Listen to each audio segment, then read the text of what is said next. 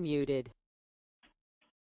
Okay, so good morning, everybody. Welcoming NCI Works to a series of webinars to help do a number of things, certainly translate the Workforce Innovation and Opportunity Act into policy and practice, and also this morning to just kind of step back and stretch out a little bit and review kind of a critical role that exists within the publicly funded workforce development system.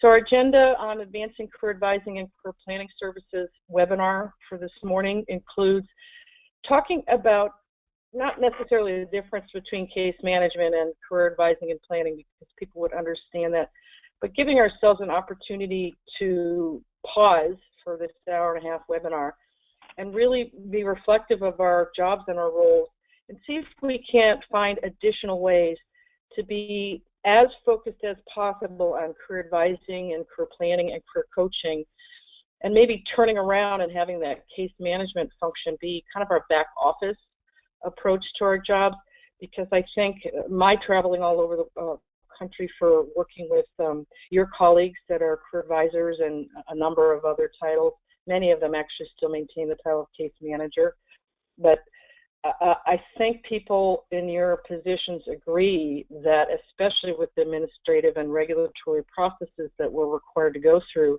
that the career advancing and the career advising, career planning, career coaching sometimes gets a little squeezed, if not, when we're really busy, squeezed out all the time. And my favorite example of this is given the cycle of a typical education programs, specifically career colleges that run on semesters, the programs that marshal folks into training are typically busy just right in front of 2 semesters before the September semester starts and the January semester starts. And we tend to be working at quite a pace, and that is maybe when we need some of the most effective career planning advising, and because of the volume and the pace, it really gets squeezed out. So we're going to see if we can't take some time, just have people be reflecting on their work, thinking about this important function, and starting to once again brainstorm about how to increase it, do more of it, optimize it, and make sure it's a featured part of our jobs and our role. We'll be talking about the processing components of career advising and planning, kind of some of the sequences and steps, reminding and refocusing on how we can maybe make that happen more effectively. I'm going to be making sure that folks have access to a fair number of resources, not so new, but new enough that I've discovered a lot of folks haven't found them yet and aren't necessarily using them, but they're online resources, so they expand our opportunity to do career exploration, especially in career planning. And then we're going to close the webinar with a discussion of career pathways, which is a significant strategy emphasized in the Workforce Innovation and Opportunity Act. Let me just do a quick housekeeping here. I am going to be using WIOA because it's a lot easier for me to keep pace with my presentation than using the whole name of the legislation each time. So just wanted to make sure I spent a moment. So that's our agenda, kind of career advising and the tools associated with planning and advising, processing, resources, and career pathways. A couple more things that I want to say in opening is the WIOA had 2 major shifts embedded, and they're thematic, but they're not called out in any specific way. And after talking about this piece of legislation for a couple of years now, I'm clear about seeing these themes repeat themselves throughout the law and the regulations. And one is under WIA, we really tended to be focused, or they created a new focus and emphasized the universal population, really expanding our services out beyond sort of the small amounts of customers that we were serving before. So they really put a lot of emphasis on like core services being universally available and making sure we were kind of spread far and wide in terms of access. And I think on WIOA, we've switched back toward the other end of the continuum, and we're back on this track toward really targeted services. They're focused specifically and extensively on individuals with barriers to employment. There's a long list of what they mean by that. Individuals with disabilities are repeated often. As a matter of fact, almost every time in the legislation where it uses the word individuals, it has a comma and it says including individuals with disabilities. So I think we've gone from universal back to a targeted focus in terms of population. And the other big shift is really from jobs to careers. And I'm going to borrow, see if I can't borrow, I'm going to see if I can't borrow a slide from my friend Greg. Let me see if I can find that. I love this slide. Greg used it in a couple of webinars that he's presented. But just, again, to give people kind of a macro view of what's going on in the Workforce Innovation and Opportunity Act. Way back when in CETA, we were really focused on jobs. It's all that counted. It's all that was counted. We switched to skills with JTPA. We gave an option for jobs or skills in WIA, and then across the amount of time where WIA was only reauthorized and we didn't have regulations. The common measure waiver focused basically on jobs alone, taking out many of the skill-based measures. And then service integration, which was this theme of really bringing all the programs together in a one-stop center, really co-enrolling and co-serving people, kept skills and jobs as a focus, expanding it out. Certainly under sector strategies, there was a lot of focus on skills for jobs. And this is just where we are today. We're talking about skill building related to career pathways, and I think that's the feature in WIOA. So I just wanted to do that macro picture because we're only going to talk about a couple of the themes and a couple of the opportunities for career advisors today, but I wanted to just give you a macro version of this legislation to say that it has really moved us back to a very targeted population and really solidly focused the system on credentials for career pathways. So I keep calling this the difference between job security and skills security. I think we're soundly embedded in a skills security job now. So let me go back to my slideshow. Okay, so I am going to be referencing a fair amount during this presentation, a project I worked in Rhode Island. And also to say to you that this PowerPoint itself, this actual document that we're working our way through, a fair amount of it I pulled out of a career planning, career advising, career coaching workshop that I developed for Rhode Island. So let me just, as a quick aside, say I'm going to ask you about kind of what you have for workshops in a minute, but that this, if you don't have or if you'd like to borrow any of these slides and embed them in a career exploration or a career planning workshop, you can. And the reason I'm saying that is this is the first slide in the workshop that we were using in Rhode Island. And I'm going to just mute everybody for a minute and actually give you a chance to talk about what is the difference between a job and a career. This is where you guys talk.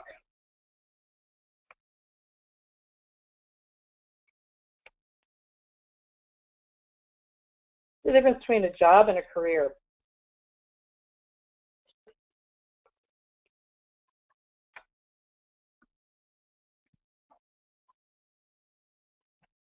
Anybody?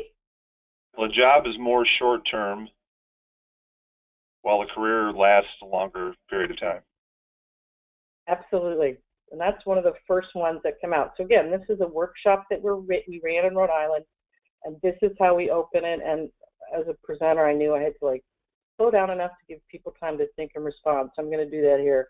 Anybody else? What's the difference?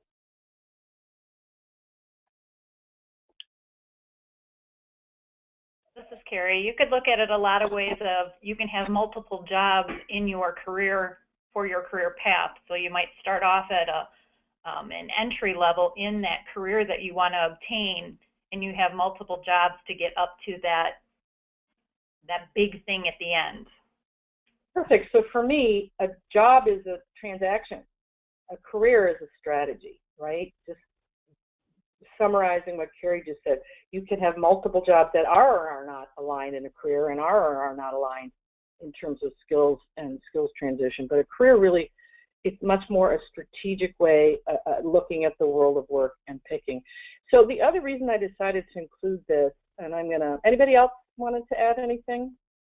Difference between a job and a career?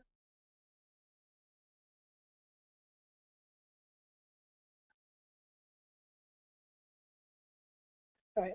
So the reason I added this slide to this is that I went into this project in Rhode Island thinking that career planning and career exploration and career advising would be a hard sell to customers. I had been under the kind of mistaken, it turns out, belief that the majority of people come in with two things in mind. One is they got sent over to get some funding for training, or they just think they really want to go to school, and that's kind of their open line. Or the other is they just want a job, and they just want a paycheck more than anything, and they think the job's the way.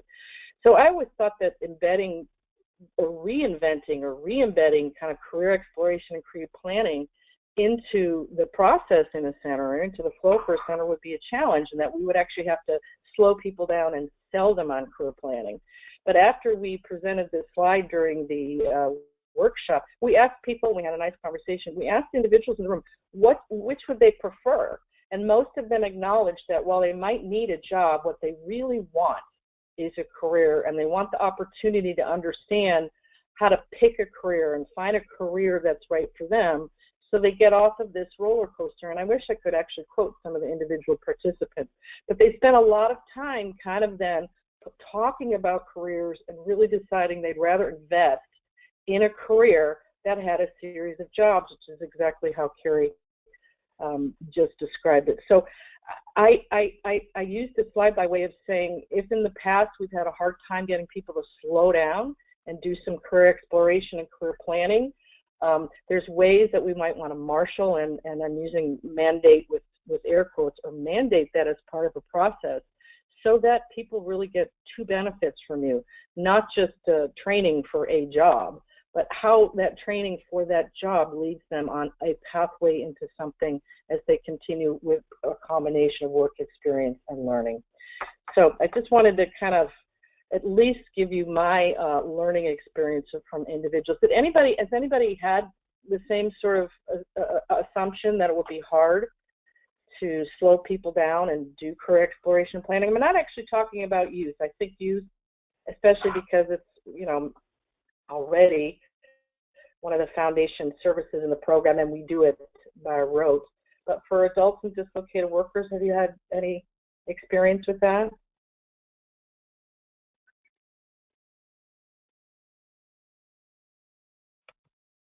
I'm not sure if you can hear me, but I think that many of the people that we get into the program are in self-preservation mode, and it's so difficult to get them out of that and into more of that career pathway planning. I agree with you 100%. It's incredibly important that they slow down and see that no quick fixes is going to fix their future. Right. Well, and I think, thanks, Paul. I hear that from a lot of folks in your position, and I think that's why I want kind of us to be reflecting during this webinar about ways to do that. So, for example, we do have mandatory requirements for people who are on a pathway to one of our training dollars in the Title I-B program, so on their way to an ITA or an OJT.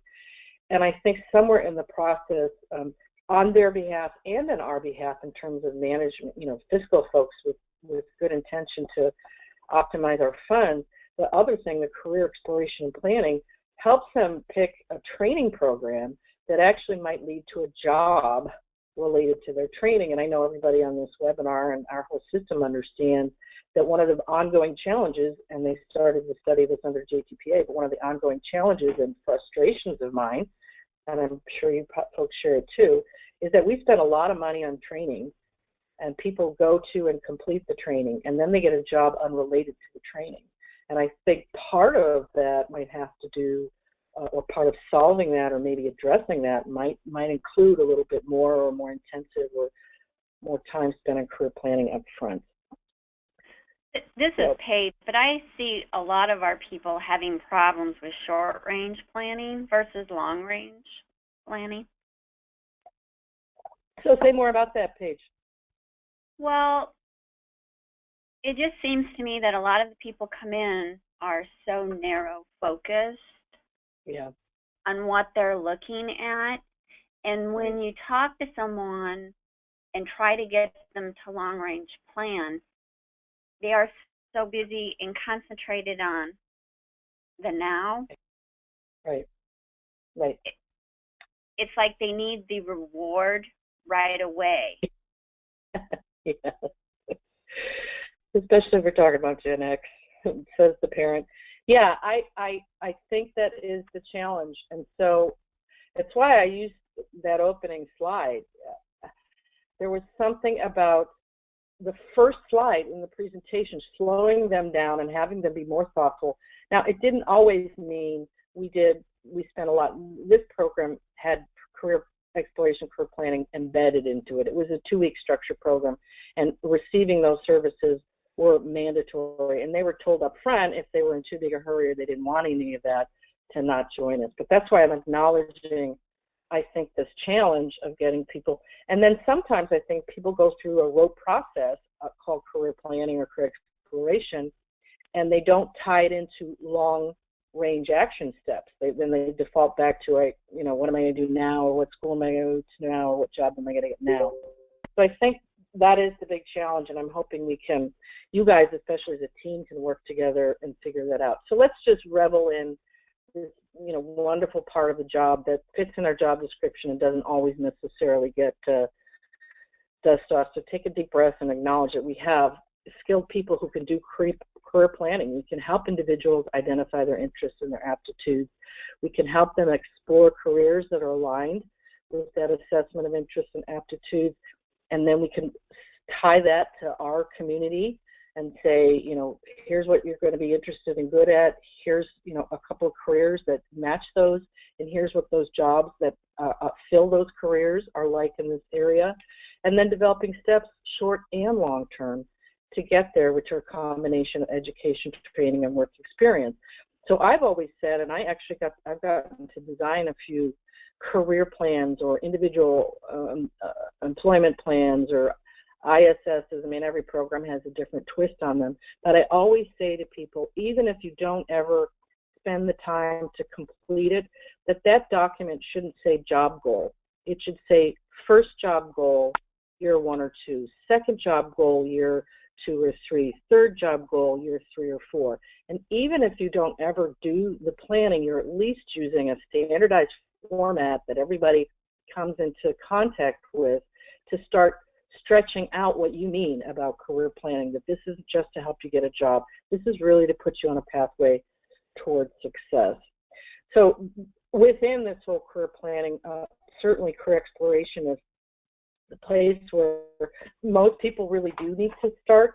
I think a lot of job jumpers, and I think a lot of reason that there's a lot of folks in anybody's economy, in the workforce, that really have this revolving experience with work, is because they don't really slow down and identify specifically their interests and their background and their education and their life experience, and then do some exploration around that, from which you decide on a career and create a career plan and take action, which is either a first job or training for a first job on that path.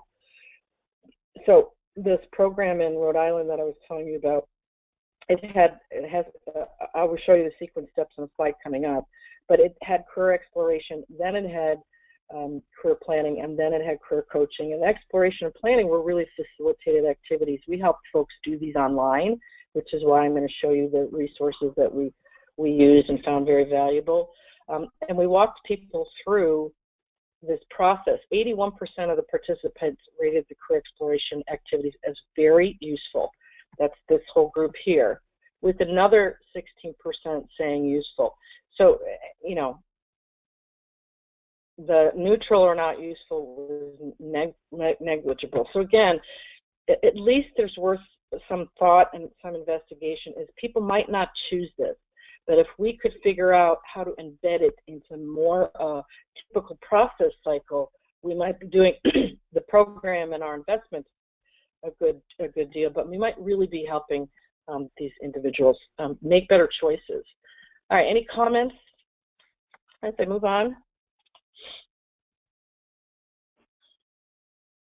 I will tell you the other thing that I discovered as a part of this survey and really talking to the individuals is that people really started to feel like once they were assessing themselves and getting to know themselves better and exploring careers, they started becoming a more active participant. I almost started seeing sort of partnership behaviors. So suddenly they were in charge of what else they might be interested in doing to find more about a job, and they'd ask the staff about a resource. How do I do this? As opposed to only doing as directed activities or only doing required activities. Once they got the bug, they really wanted to spend time kind of doing it. So it was really an interesting transaction.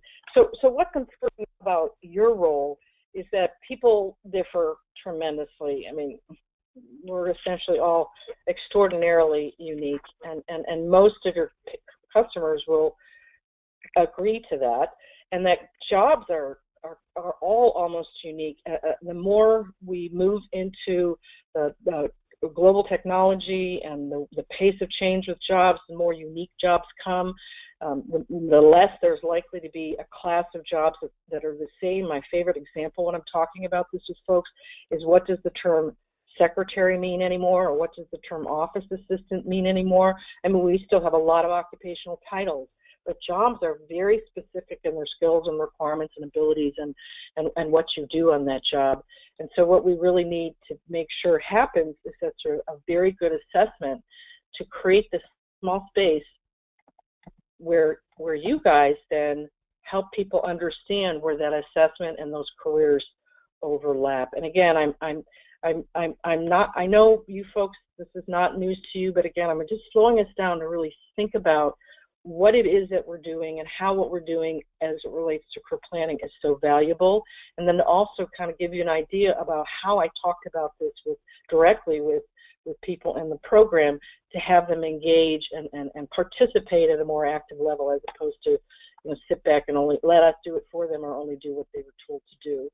So the assessment steps that we want to be sure we do to make sure we're using this whole person concept is clarifying detail, their skills, interests, and other work-related traits.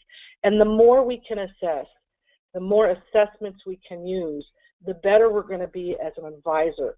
So instead of just a TABE, which might tell me that you have an educational capacity to meet the eligibility requirements for a program, what one other assessment might I be able to throw into the mix? Or what other one-online kind of assessment might I have an individual do so that we can have a better discussion, rather than they think they're directly headed to one training program because, I don't know, that their neighbor told them to do it, or someone else they heard was in the program and they liked it, whether or not it's right for them.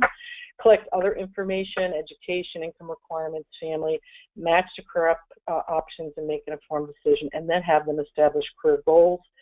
Again, these are time-consuming activities. They might be able to be marshaled into shorter. We actually have one workshop. It was about 2.5 hours long, which ended with at least teaching them the importance of goals and how to write career goals, so that we're getting all of these pieces embedded in kind of their thinking.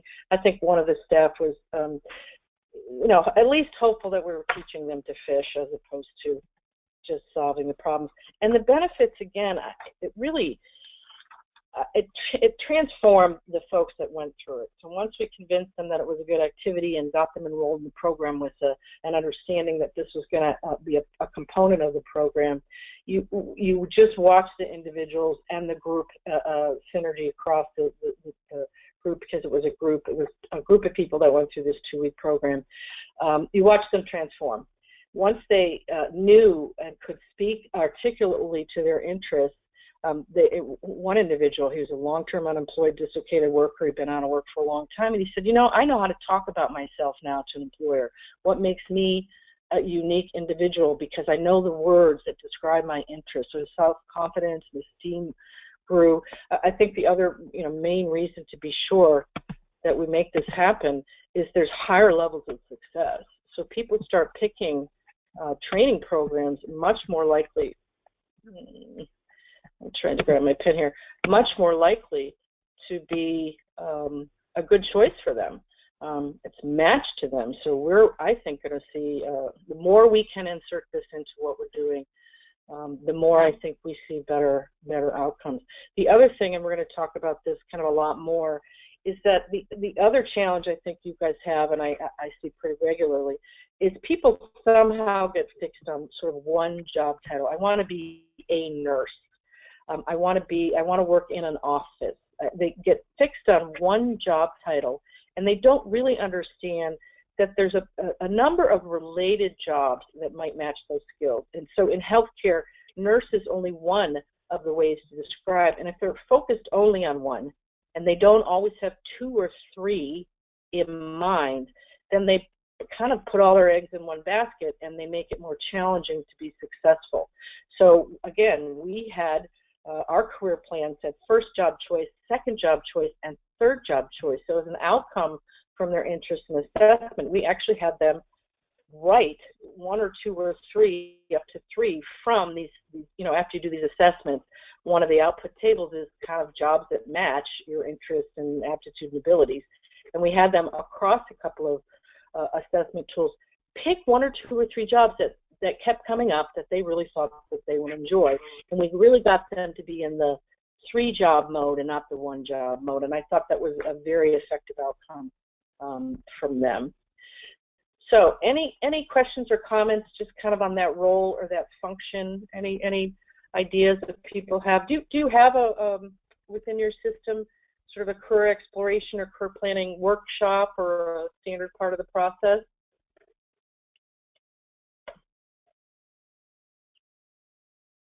We do put career planning with the career assessment.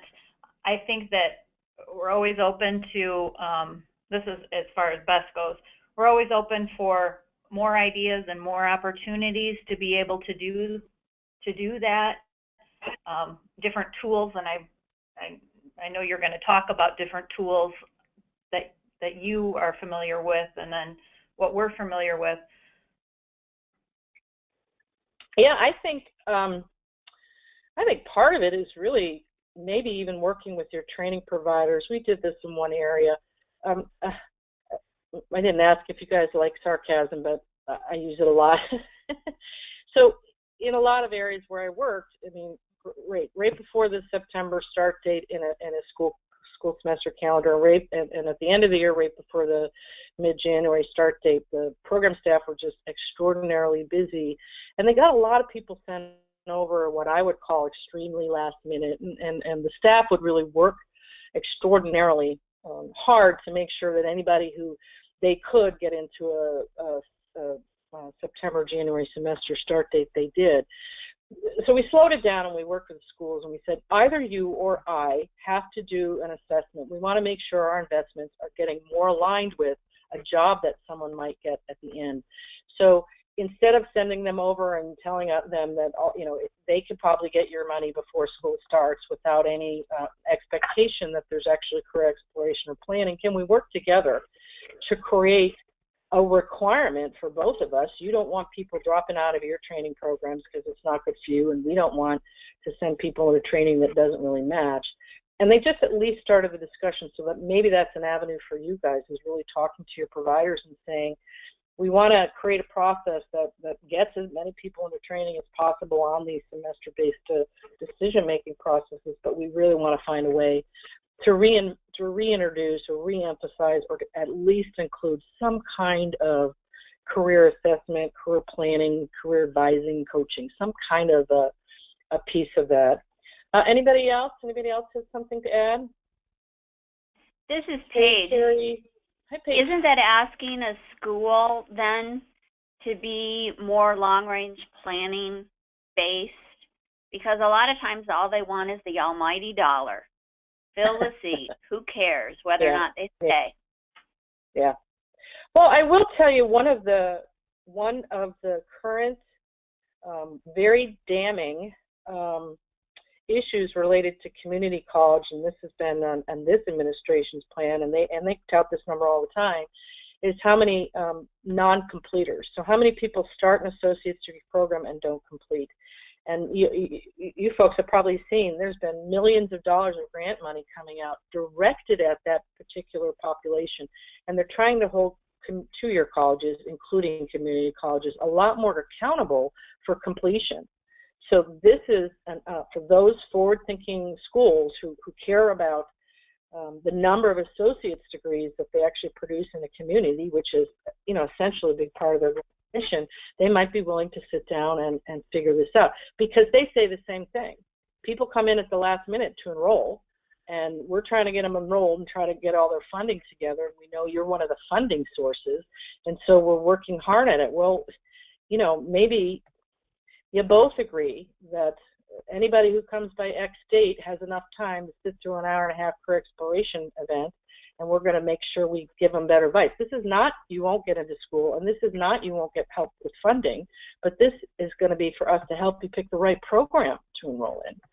So you're right. I think the motivations may not be partnership motivations, but they may also be expanding to include that now. Melanie, this is Pam. Could I ask Paige to clarify an earlier statement that she made?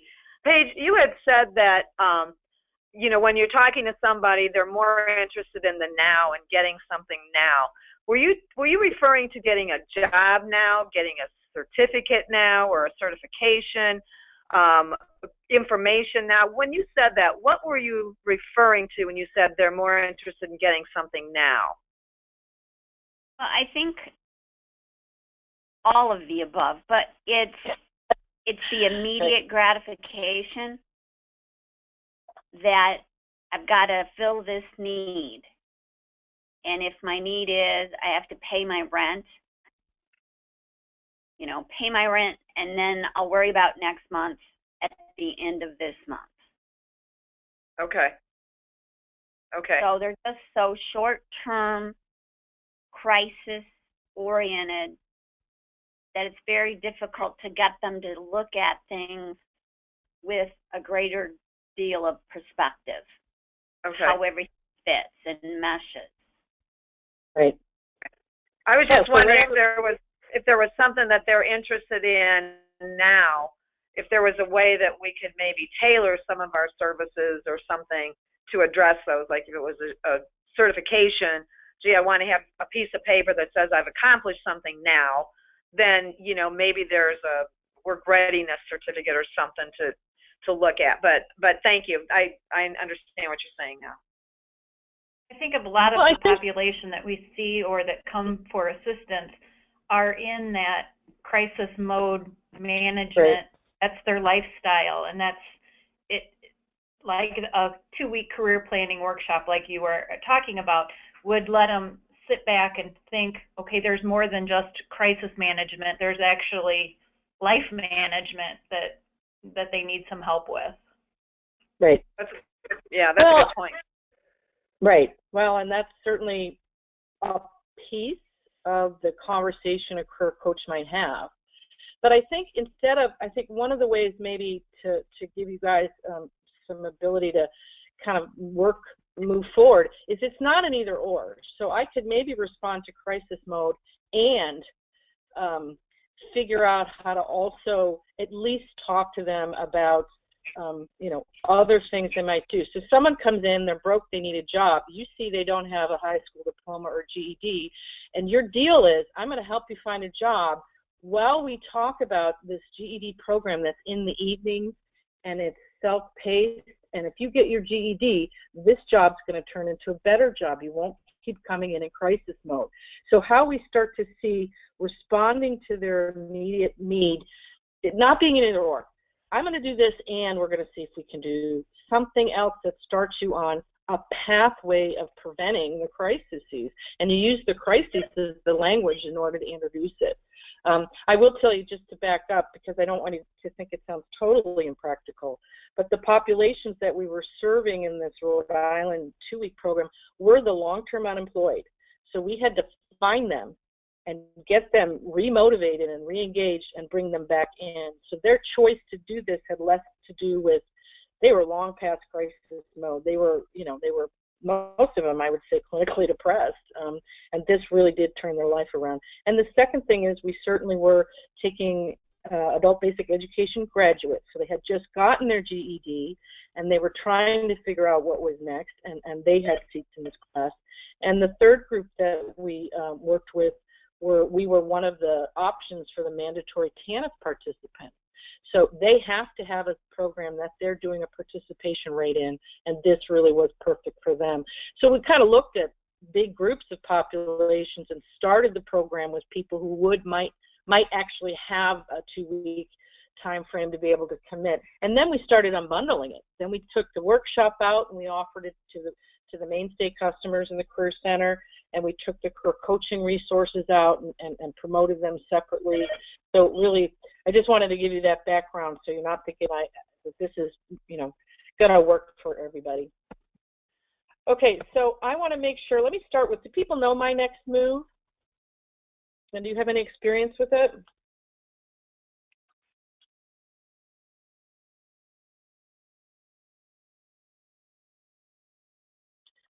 That's just a yes or no.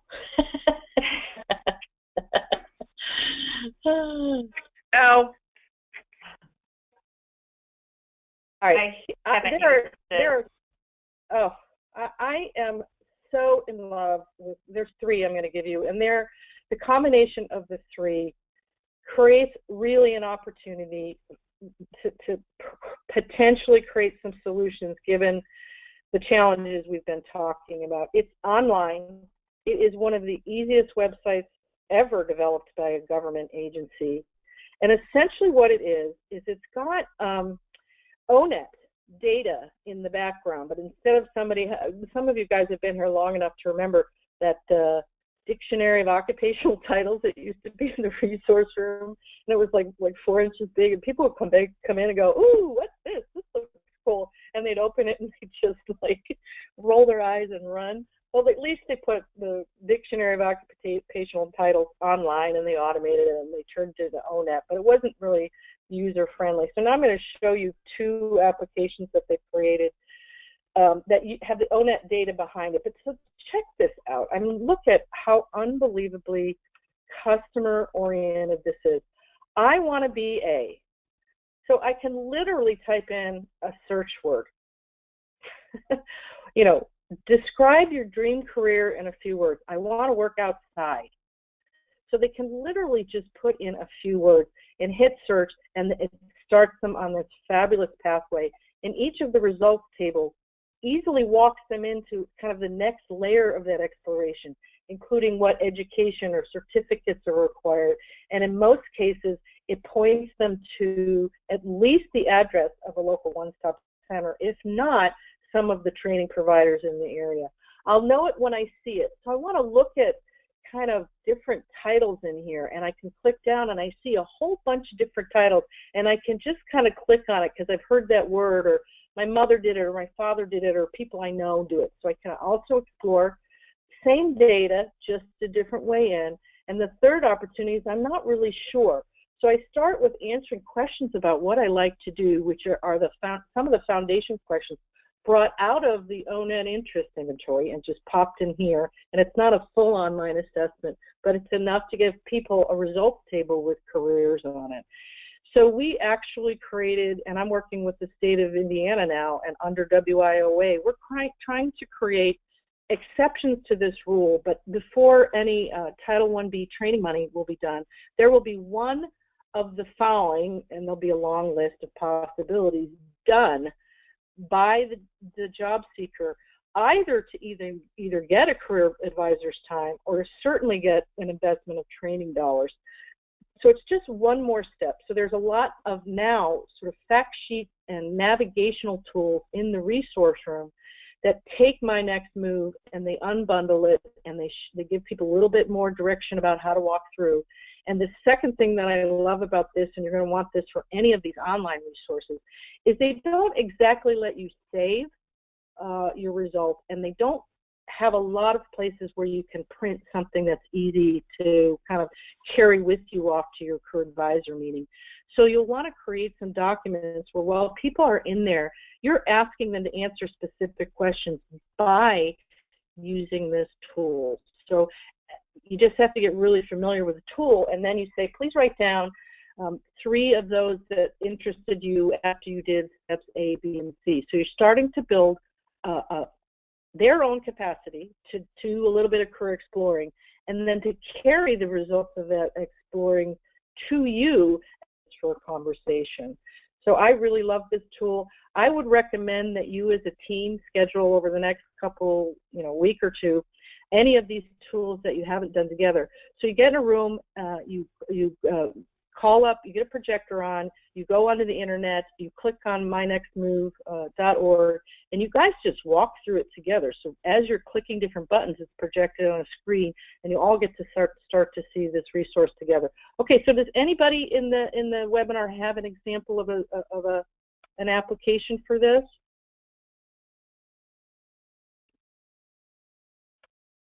All right, so I'm going to keep going. So another awesome online resource, and again, this is what can we do to maybe get people a little bit more focused on collecting data and using data to both help themselves be informed, but also to provide that data to you for a little bit more career planning. So Amara's Career Info Net, anybody have experience with this? The reason I love this one so much is not only is it this, it's an enormous website full of career exploration resources, but one of the things I love best about it is that it has online access to some of my favorite assessment tools. So the skills profile that was created out of the ONET system, it's online.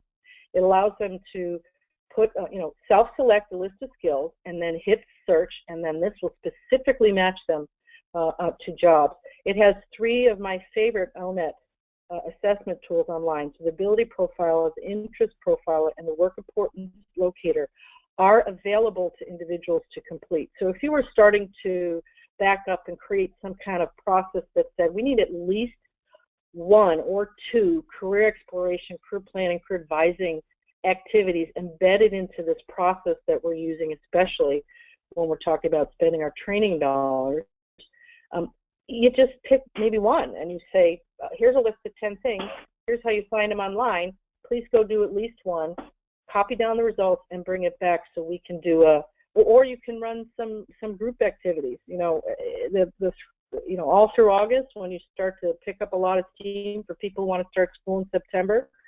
Maybe you're running 1 hour, what would I call them, working sessions at 9 o'clock every morning to say, we're going to spend 1 hour with everybody in the computer lab doing a quick assessment and printing it for us so that when you meet one-on-one with an advisor, we're a jump ahead. And anybody comes in today, you say you got to start again tomorrow at 9 o'clock in the morning. Okay, just making these things up. So it has all these ONET things. It has this interesting employability checkup, and that goes into a lot more questions about really, are they available for work? And then a ton of additional resources. So this is another place where we might not have the time because we're doing our career management, our case management stuff to get people quickly into the pool for approved ITAs. And meanwhile, we don't want to be so fast that we're sending people off to a training program that won't lead to a career that they like. So has anybody used the Career InfoNet site? In Illinois, we have what's called Illinois WorkNet, and it's very similar to this. It does pull from ONET those the abilities and the interest profiler and the work importance locator. There's 4 assessment tools that they could take, and then also go into doing research on those. So that's kind of Illinois thing. So, but it's very similar to.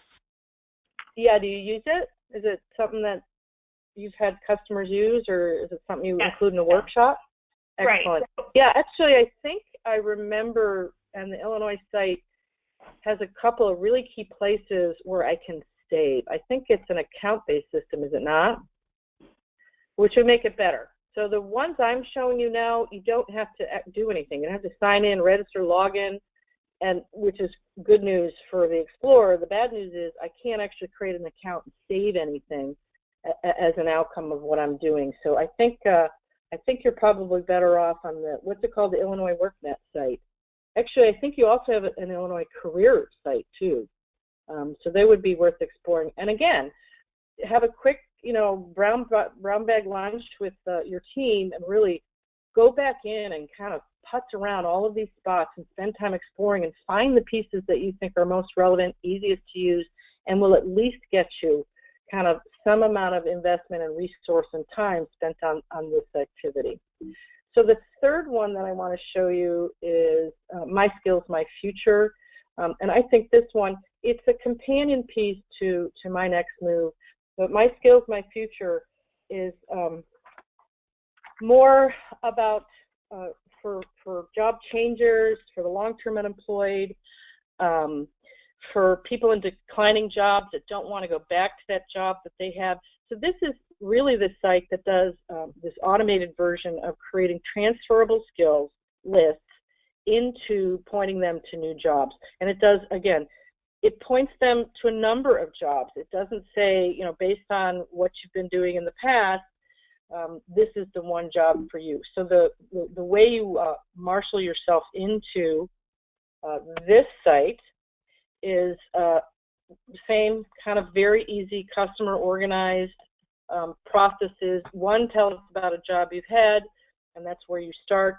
Then we'll find careers that require similar skills, and then you pick a career and you explore it. And you can pick multiple careers. So I can select 3 or 4 at one time, and then move forward, carrying that decision forward. So just in terms of, for example, working with dislocated workers, I think this is a user-friendly online way to get dislocated workers who are potentially facing a job change because they are in industries and or occupations in decline. I kind of open the door to a multiple job search, a multiple career search. Not, I've been in the manufacturing plant for 10 years. Now I just want to be a secretary. Again, we acknowledge that you're changing. I like hearing you think you're going to like that job, but let's really explore what that means and give you 4 or 5 actual titles for jobs that have that kind of work related to that very generic term, secretary. So, all right. Any comments on My Skills, My Future? If people use this? Have any experience with this with your customers?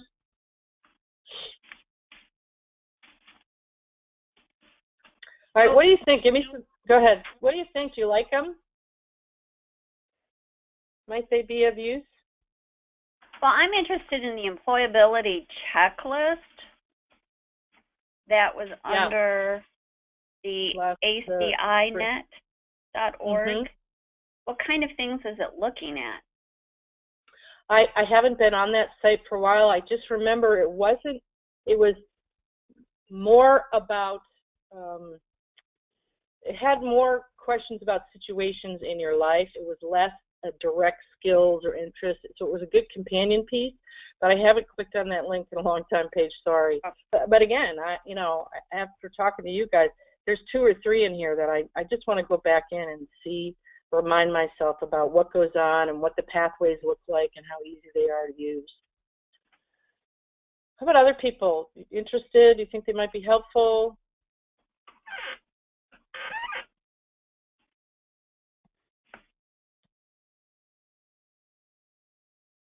Kate, Carrie, Laura, Matt, Sally, Paul, any comments? I think because we work with many different populations and so many different people, like you said in the beginning, there's no 2 people that are the same. I think the more opportunities we have and the more tools we have to use, the better off we are. So maybe not everybody goes with the same assessment tools, but we have them all in our bag in order to use them for whenever that time is needed. Right. And again, we currently use the process. What do you use, Paul? Can you say more about it? We use ONET and many of the tools. We also use the online interviewing and recording tool to allow them to see when before they do interviews for jobs that we provide them with training.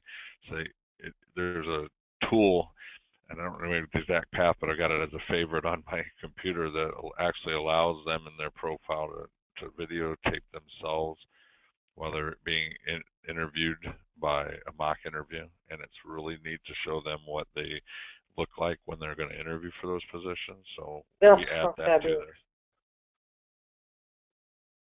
Excellent. So again, it sounds like there's some opportunity to discuss what else is out there and what might work best for what population at what point in the process if you could insert it. So I'm feeling like you guys could have a little bit of a follow-up, again, round back lunch if nothing else, where Paul shows you where this site is and people get this great opportunity to really share. And I'm featuring these online resources because I set up the context within which a lot of the processing that we do doesn't allow time for a lot of, thoughtful, comprehensive, complex career planning and assessing and coaching. But the online resources maybe give you an opportunity to say, all right, if I made a commitment to myself to make sure everybody I worked with did some level of career exploration and career assessment, and I only have time for a limited amount, I want a table in front of me that says if it's this person, send them to this site. If it's this kind of person, send them to this site. And I think that's probably feasible.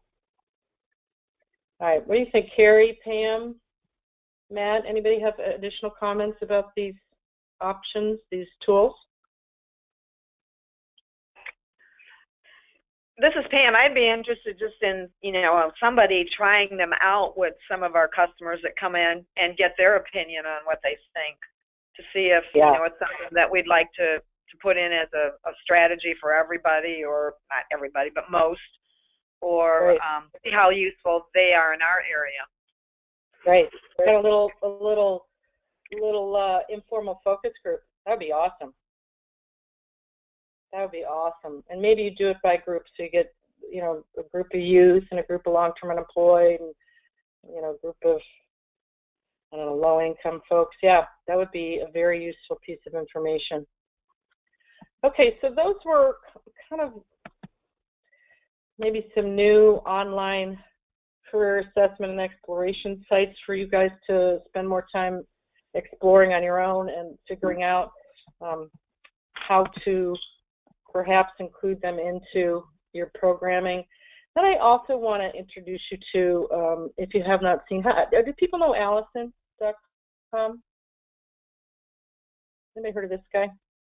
No. Although Allison's an acronym, so we could probably think of it as a female website. So it's an acronym. I'm not sure what it stands for, but it is one of my favorite no-cost online training resources. And it is globally produced, so it has training in multiple languages on site. It's quality vetted. It has a process wherein any of the training programs that are linked to and are embedded in this site have had a quality process to vet them. There's hundreds of courses that are included inside Allison.com, and business courses, information technology courses, financial and economic resources, really some of the stuff some of the new services that are required for use. There are training programs on site. So if someone can't come to your financial literacy workshop, or if you want to supplement your financial literacy workshop, you might find a training program on here and create a favorite spot or bookmark for it, and then just send anybody who needs some financial literacy training, have a site where there's some online training available. Health and safety, personal development, there's diploma and career granting courses, there's certificate courses, there's credential courses, there's language courses. When I was trying to learn PowerPoint way back when, I went to Allison and took a PowerPoint training session. It's really extraordinarily extensive in terms of the curriculum and the access. So let me tell you about the main drawback to Allison is that because it's no cost online skill training, it's like a browser. The front part of this website it's like a browser for online no cost online training. And because it is no cost, it carries along the left side on my view. It might change depending on what browser you use, but on mine, the left view, it carries a lot of advertising with it. So to that end, it needs a staff-facilitated navigator to help people find the training they're interested in and get into the course and get started. It is an account-based system, so you sign up for it. Again, it's no cost, and you have your own password. But you do that so that when I start a training program, wherever I leave off, the system bookmarks that spot for me, and I can pick it up and set it down so it can be self-paced.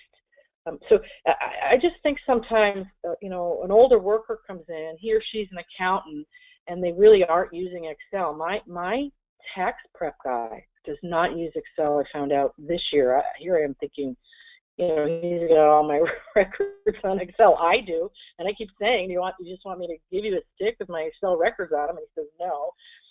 So, all he needs is to go on to this site, into the Microsoft training packages, and teach himself Excel. If he ever got laid off, that would be a pretty easy way for him to update his skills and then, put himself at least competitively back into the marketplace. So I just think there's a lot of ways not only to use the career exploration and planning tools, but really to maybe supplement, especially, so for example, someone comes in on September 19th, and all the schools in your area you primarily do your training investments with have all started, and you can't get this individual into school. And instead of saying, well, if you really want to go to school, maybe you can wait till January, but we'll get you through the process and clear to go. Maybe I start you here. Maybe I say, all right, well, let's do some career planning, career assessments. We've got time. Let's get you a really good idea about what career pathway we're going to put you on, and then maybe we can get you started on some of the remedial education, I'm using air quotes, courses online.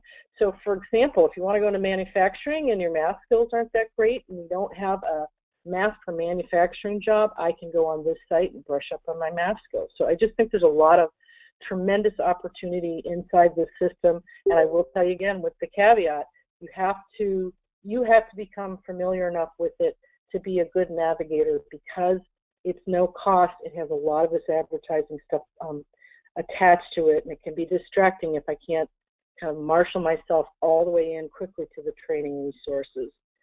So what do people think about Allison?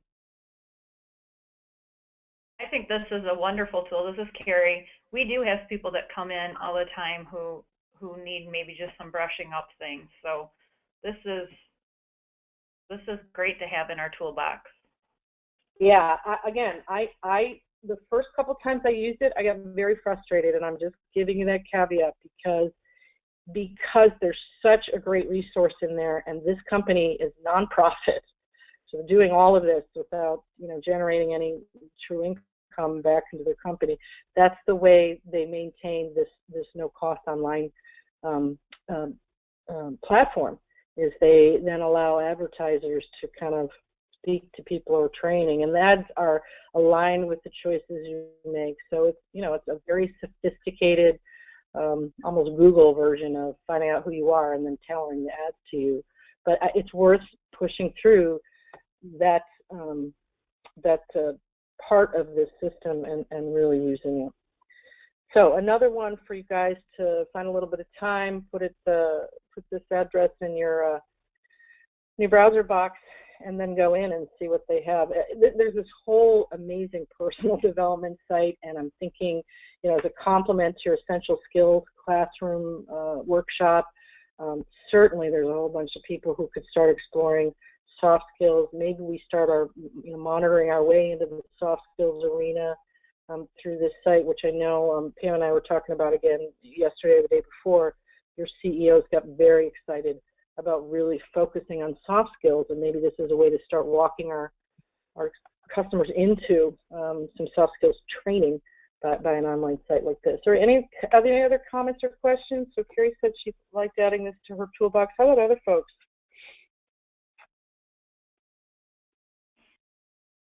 Do you think that the quality is high enough that if a person took a couple of classes that they would be able to CLEP out of the local community college courses?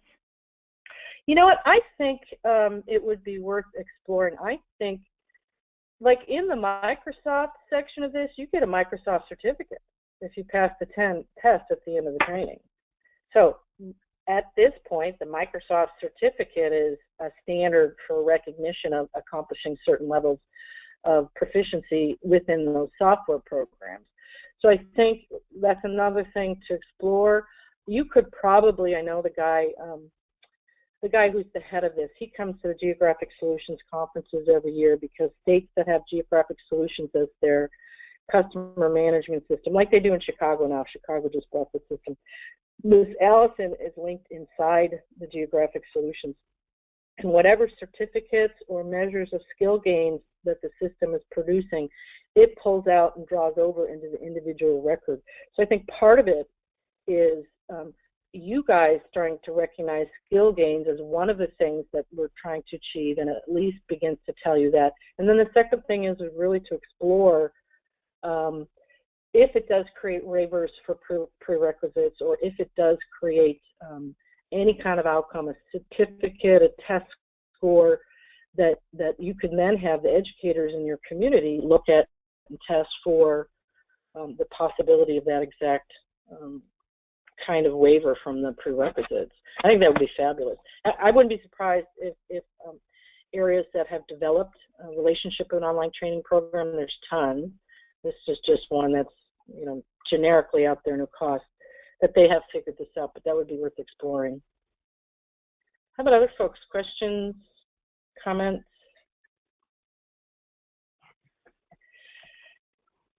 Okay, and I like Pam's comments from the last one. I think once we have an idea about, like, let's walk our way into using it for specific kinds of things, get some kind of expertise on directing people to, I don't know, financial literacy, for example, and then really getting feedback from the customers. If it is just too much of an advertising environment and too distracting and not useful, then you take it back out of your toolbox.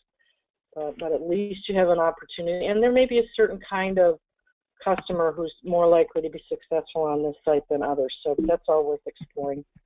Okay, let's see what else we're getting. So you guys know about this one, the Help Wanted Online reports inside the IDES LMI site. This is one of my other favorites. Oh, is it?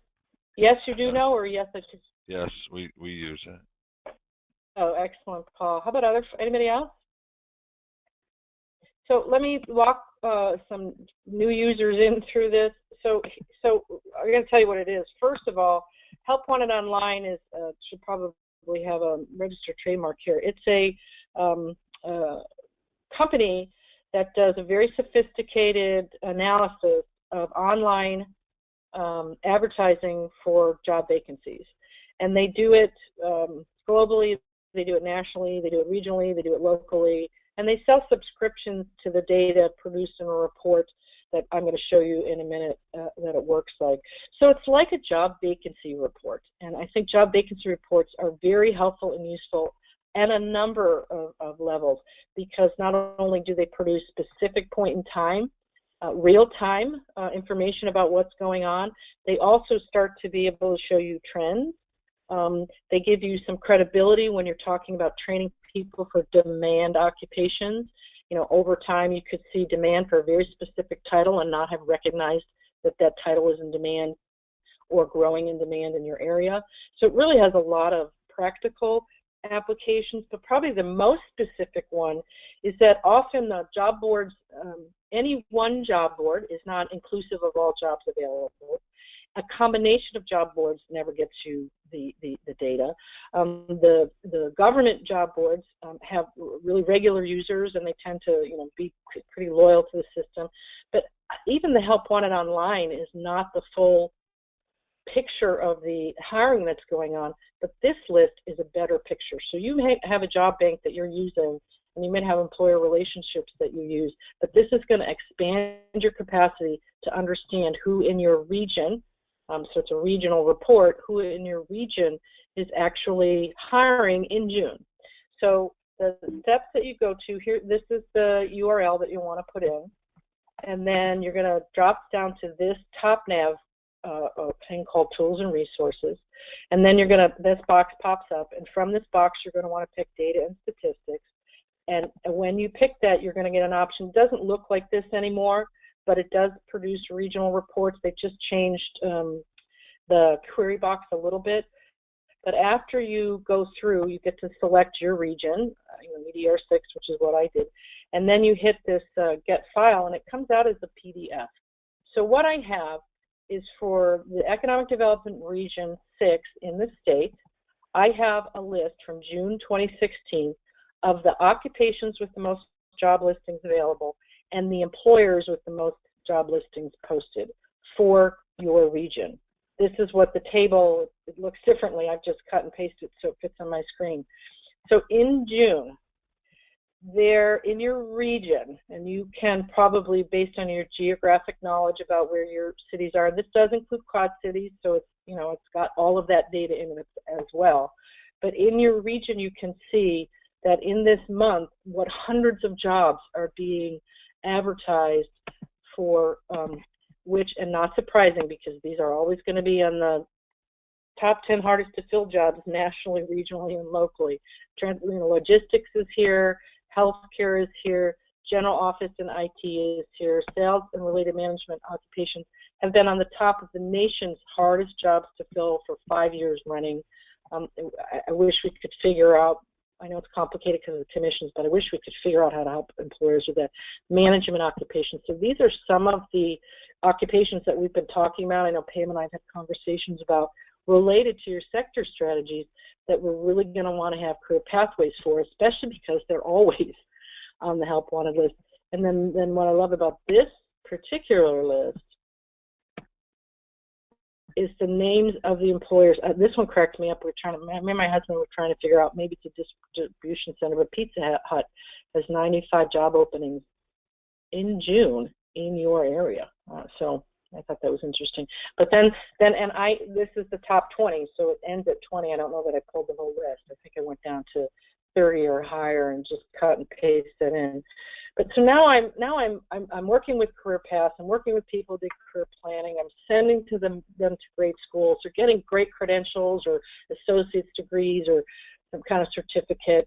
And I've picked and invested in the training because it's related not only to the sectors that we're focusing on, but the pathways we have people putting on. And maybe now I have an opportunity to more quickly connect them with an actual job opportunity in the area. And again, this is a regional list, so in the area has to be translated for you. So what do people think about this resource? I love this list. Can you put the website back on?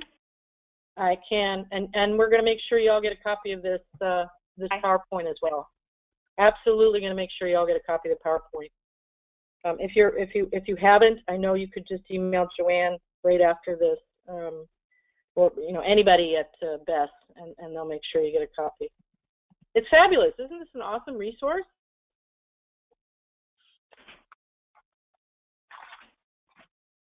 I liked seeing some of our local employers on it. KSB Hospital. 37 jobs. I mean, you probably knew they were hiring. Right. And maybe some people in your area that are hiring that you didn't know about. So it really gives you another piece in the career advisor, career pathways position that you're in to connect all the way to the final outcome. Go ahead, Paul. There's a caution that I'll put out, though. As the business services manager, I use this tool a lot to try to contact businesses in advance of people we might have exiting training in a month or so. Places like Pizza Hut, they advertise employment, but they're not actually employing. A lot of the times, the multiple postings for multiple locations inflates the online job ads, and they, when you contact them, we're not really hiring, we just take an application pool. So there is some time spent once in a while. I noticed that Rail on there, ROEHL on the bottom, that's the corporation, a trucking company out of Marshfield, Wisconsin. I've contacted them before as well. As a transportation company, they advertise all kinds of driving jobs. It's a blanket, but you will find that if you contact some of those transportation companies, they'll provide no-cost training to get the CDL. So it's a plus and a minus on both sides. Excellent. Well, and keep in mind, folks, I mean, I know you know this, but the recruiting and hiring has changed. I do a workshop annually on this just to keep myself up to speed. But a lot of the trends include employers are building in-house databases of talent, which is the second place they go to. So first they go to their employees and they say, do you know anybody we can hire? And that's becoming probably the preferred place. And now that you are placing people into these companies, you tell them, when your company's hiring, call me and maybe you can help get someone else hired. And then one of the second biggest trends is many companies that have ongoing recruiting needs are building in-house talent pools and storing resumes, because the employer doesn't care whether the person's working or not. When they have a vacancy, they're going to go to their favorite resume and call that person and offer them a job, whether or not they're employed or unemployed. So in addition to them advertising for real jobs, as Paul was saying, they're also kind of supporting their some of the new trends in recruiting and hiring, and that is a good caveat. What I think it generally means is that any employer that frequently shows up on this top 20 list is they have constant hiring needs, whether or not they have 1 or 10 jobs. They are constantly in recruiting and hiring mode. So if nothing else, it's a good. And we would have talked about this yesterday if we had that webinar not be postponed for audio reasons. But one of the things I always talk to business reps about, and it sounds like, Paul, you're already on this page, is that what you're trying to do is build relationships and turn them into partners, not just customers. So again, it's probably another list of employers to at least build sort of longer term relationships to the extent especially that they relate to the sector strategies that your region, the sectors that your region has highlighted for the development of or enhancement of strategies. Okay, so good caveat. Any other questions or comments on the list? I like seeing this one. Arts, design, entertainment, sports, and media occupations. I mean, that's a lot of jobs. Anybody know what that is? Arts, design. What kind of company do you have that does this particular thing? Maybe it's something in Quad City. Okay, a few more things I wanted to we've been talking about career pathways a lot through this series. I know we talked about it in our original webinar and training sessions in January, and then we reintroduced it as a major theme on the webinar a couple weeks ago that was for the community. So I don't want to, beat a horse to death here, but I did want to at least make sure that everybody on this call understands there's some very general understanding of the term career pathways. I just wanted to give it some specific context and some specific definition as related not only to the legislation but to projects that I've been involved with related to career pathways. So, but before I get there, one more thing. So this is actually for you guys to see two things. One, this is the list of sequential activities that individuals went through in the Rhode Island On-Ramps program. It was actually called On-Ramps to Careers. That was the name of the project that I got to work in Rhode Island. And this was the combination of activities and resources and services that were built into this 2-week program. There's a couple here that might not specifically apply because they relate specifically to ACT's WorkKeys projects. But so two things to see here. One is these are bundled together and they're essentially a little bit of overlap, but they're sequential. So instead of someone walking into a resource room and self-navigating, if this is someone who really doesn't know what they want to do and they're youth or they're long-term unemployed and they need some real way to get back to motivation and back to, you can bundle things together and offer a package of services. You could even, quote unquote, call it an on-ramps package of services to get to your first job or your next job. And then create this as a package of services so people really have an understanding about how comprehensive it can be to join the program as opposed to sit in the resource room or come back and forth into the resource room in and out over time and not experience any real access. So the combination included, and I know you have an essential skills training program, you start there, you do career exploration. After exploration, we help you plan. These two things are essentially a facilitated online activity. Then you get at least one meeting with the career coach one-on-one in order to pull the exploration and the planning activities together and have someone review it with you. Then we put people straight into a work experience, paid or unpaid position, and they had pretty good incentives in Rhode Island at the time, but work experience is not only a pretty significant requirement for use, but it's really another one of the main strategic emphases in WIOA, and one of the things that your board's embracing with some pretty good commitment to really exploring it and doing more of it. We did work with ACT to develop a new work experience credential that we were piloting in Rhode Island. It's not universally accepted, but you could figure out how to credential a work experience based on at least the soft skills, attendance, behaviors, and we were working on creating our own employer evaluation, and then they go into the job search tools and skills. So I just wanted to kind of put this whole continuum of career advising, career planning, career coaching into a picture that looks like a sequential list of activities. Okay, so this is an opportunity. I know you have an essential skills classroom. This is the most recent and most comprehensive employer feedback on what I would call the soft skills. You can get 5 and 6 out of adult basic education, but 1 through 4 and 7 through 12, you want to see if you can't build them into anything that you're thinking about related to soft skills. And then we also had very specific standards to help career coaches know that the entered employment is essentially for most people not the point of exit, that there really probably ought to be planned, individually customized services that, just as a quick aside, extend the exit date until you're sure you've made a successful transition. But we just decided, and we have created standards in Rhode Island for what career coaching is and how you do it and what it means. But it's really staying attached to someone, especially during their work experience or their first job, so that you can make sure you have a successful outcome. And this is the list we used.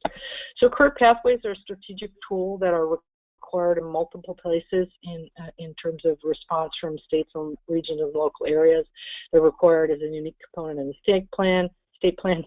They're required activity for local boards and in the regional and local plans. And they might be included by your state in a one-stop certification strategy. A career pathways is aligned with the needs of high-demand industries, so they would be aligned with your sectors that you have selected to develop strategies for.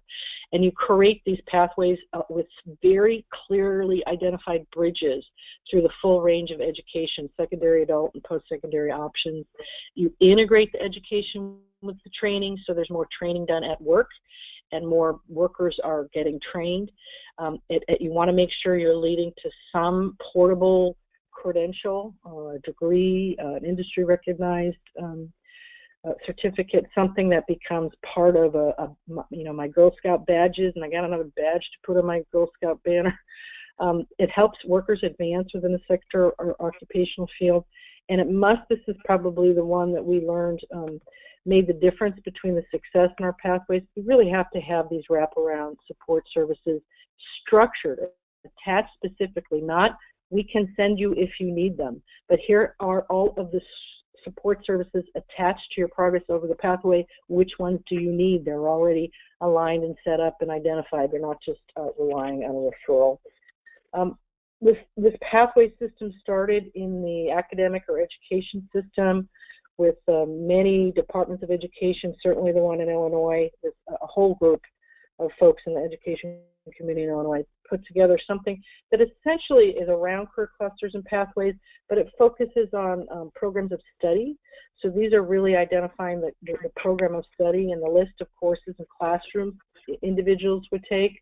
And then now what we're doing is really aligning the education community's work with work so that a pathway combines education and programs and studies and outcomes of credentials along a series of skills, of jobs that become more reliant on the advancement of skills and increased wages as they go.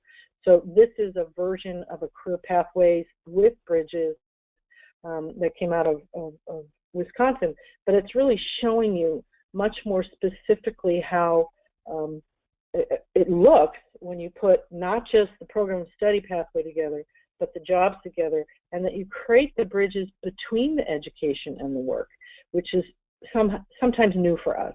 I mean, I think we have a lot of systems where you're a student and then you're a worker, and then maybe you're a student again, and then maybe you're a worker again, and we really need to develop systems where these two blend a lot more effectively, where all workers are learners and all learners are workers, and I think that's probably, economically speaking, the best path to success.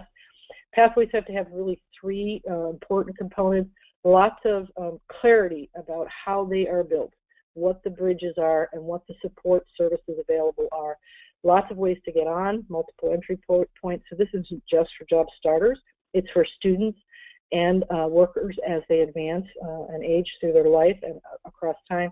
And lots of places to get off into a result that's standalone work, where they then quickly turn back around, go back for more education, training, or online or work-based training, and continue to advance. We don't have time to show you this, but there is a link for folks when they have the PowerPoint, but we did related in Rhode Island these awesome career maps. This is what it looked like. I had major hesitation handing these out to participants in our program. I thought, well, this just looks like the most complicated, overwhelming piece of information.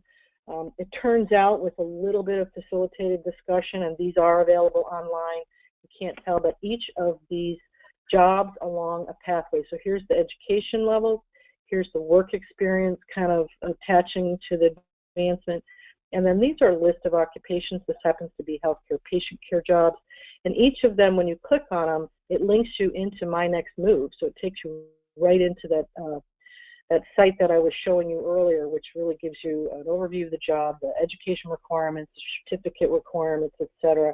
And then on the Rhode Island site, they've gone a step further and linked it to the specific training providers and requirements in Rhode Island. So we did hand out these career maps. We found different ways to use them, and surprisingly to me, I'm always surprised when my initial assumption and my initial opinion is so completely wrong, but it's a pleasant experience. 95% of the participants of the program found the career pathway maps and the information contained on them useful, and 76 strongly agreed with that statement. So we handed them whatever version of this map aligned with their career exploration, and they were very pleased to get it. So just last but not least is really, I think, the work.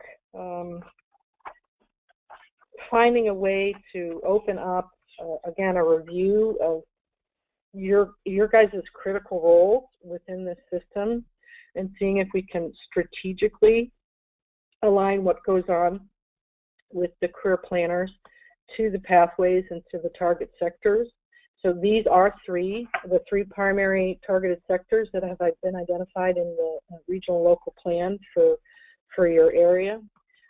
From that, the next step will be building or enhancing whatever kind of initial documentation you have for career plans, and then aligning that with your work with workers. So this is now the most significant outcome we can have by increasing more and more each time and with each individual whatever amount of work we can do related to career exploration and planning, and then aligning it with within these three sectors. So how do we make our work-based training align on a pathway? How do we make our individual training accounts align on a pathway to one of these sectors? And how do we take adult education and continually contextualize it so that it helps people on these pathways advance? All right, so that's it for me. I want to stop now and just have people ask questions, clarifications, give me any feedback you want to. Is this useful, helpful webinar and use of your time this morning? Anything you want.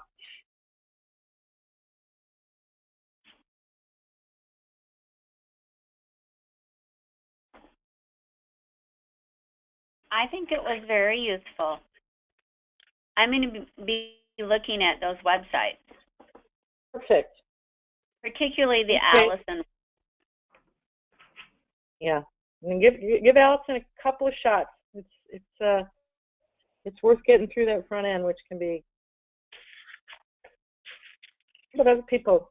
Pam, you were just about to say anything? I'll let everybody else speak first. Okay. Diana, Claire, Kate, either Carrie, Laura, Mary, Matt. I think it's really good that you, this is Carrie, pointed out like how you thought that the individuals would be maybe intimidated by those parts that you gave them or career paths, and actually they found them useful. I think sometimes we think that they're not able to handle as much stuff as we want to give them, and that just kind of really reiterates that it is important that this is their plan, this is their future, and it's their decision. It's not our decision to give to them. Yeah, I'm so glad you said that. They gave me this pile of maps and told me we had to integrate it into our 2-week program. I dragged my heels. I'm like, what? What am I going to do with these? I mean, seriously? And then we just kept working it, and we found a little space in between career planning and then career exploration, and it was facilitated. So we put it into the workshop, and we spent a little bit of time on it. But then to find that 95% of them, we would give them a folder. They had it in the front of their folder. They'd pull it out and they'd point to things. I mean, it was just, I was so glad to have my assumptions so incredibly blown away, because I dragged my heels on handing those out. I just thought, what? These are crazy. All right, how about other things, other people? Matt, Sally, Laura, Kate, I'd love to hear from you guys. Well, I'm willing and interested in using some of the assessment tools. The one that we currently use, or that I currently use, is getting maybe a little stale. Excellent. Well, I mean, most programs that are leading people to training have to do some kind of educational assessment. So, I mean, we can't not do a TABE or whatever, educational assessment you're doing. But that's not a career planning tool. That's just one of the pieces of information that would fit in. So, excellent. This is Pam, and just one of the things that I particularly liked out of this morning was in doing our local plan, and in some cases, or to some extent, our regional plan. I think we have the framework for a lot of this, and I think what you've provided us in terms of tools and ideas will fit nicely into that framework to kind of help us fill it in. I know we've met in the past, we've talked about some of these things, but again, I think the tools that you've provided will help us implement what we've done. And in terms of the career paths, we've talked about career paths. I know I kind of threw out an idea that I got from the NOB conference I went to, kind of where you start at a zero level. I mean, it's even before entry level positions, and you develop like a job description based on that. I think, again, some of what you've provided here will help us kind of pull it all together. And so I found it very helpful. Thanks, Pam. Yeah, I think you're right. I think, I've said this before, I think Head Start is a work development program. But I think there's a lot more emphasis on, I was in Indiana last week, and they have manufacturing companies have donated robots to high schools for kids to explore and use and take apart, because they're trying to build a pipeline into the advanced manufacturing program. So it is really a zero-based approach.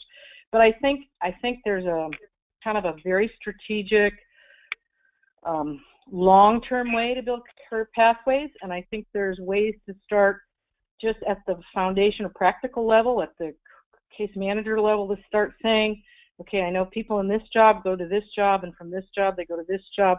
What can I do to help have them think of 3 jobs and what they would have to do to get to that 3rd job, and have the 3rd job would be the goal. And today we're helping you talk about your 1st job, and really just even thinking that way. and getting individuals to think that way simultaneously. So you're building these fabulous structural career pathways and putting all the bridges and wraparound supports together, and you're having people, staff think that way, and just sharing that kind of vision for workers by getting them to think that way as well. Excellent. Anybody else? I haven't heard from a bunch of you. Kate, Matt, Mary, Sally? Was this useful? Can people at least chime in? This is Laura. Oh, go ahead, Laura. Paige.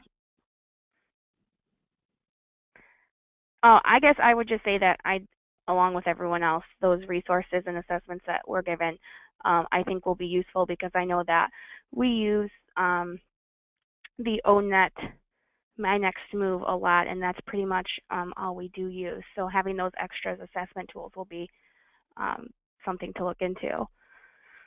Who do you use My Next Move with, Laura? What population? I know me and my coworker Sally, we use it mostly with our adult clients. I work with youth, so I don't necessarily use it a whole lot. I do it with them if they are going into looking into like a work experience with us. I will do that online assessment with them. Can you tell us what customers, any feedback from customers on My Next Move? You know, I haven't really had feedback from the customers on it. Great. I don't really have much to say.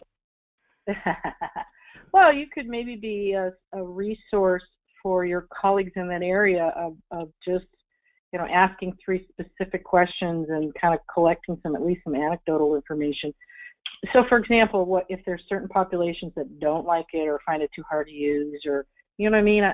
Even if they're doing it as a mandatory requirement, they're still probably got an opinion, and you might find a way for them to share it, because that's probably the best way to do it. Okay. Anybody else? I think we're good. Well, Cindy, Claire, a couple of names up the top I haven't seen. Okay, folks. I enjoyed my webinar with you this morning. I'm hoping ultimately we all find a way to squeeze more career exploration and career planning into our not only our busy jobs, but kind of making some space even when your clients don't seem like that's something they would value. I think there's enough data to say if we can slow them down, we can get them engaged. Okay. Thanks, everybody. Have a great day. Thanks, Melanie. You too. Bye-bye. Okay, cool.